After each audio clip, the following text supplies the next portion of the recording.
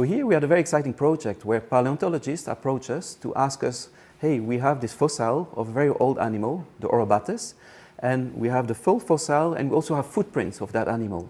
And the big question was to see what was the most likely gait, way of moving of that very old animal. And there it was very interesting for us to make a robot and a complete simulation of the morphology and very systematically explore all possible gaits, all possible ways of moving in these footprints. First, with our collaborators in Humboldt University of Berlin, they create an animation, which is a kinematic model of the fossil. And with that animation, we understood which are the three main characteristics of a sprawling locomotion. In this case, we have, for example, how close we are to the ground or how erect we are. Second is how much you bend the spine when you move. And the third one is how much you use this joint or how much you use this joint. To validate the kinematic model, we use modern species, a skink, a salamander, an iguana, and a caiman.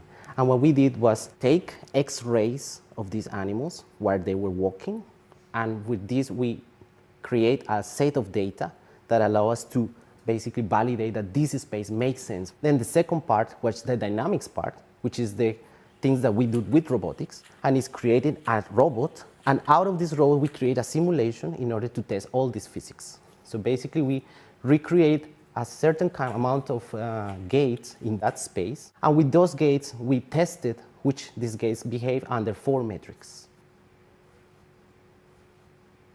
The fossil that we were recreating, the Orobates, is a very important animal in evolution. From that animal, the reptiles, the birds, and mammals, including us, come from.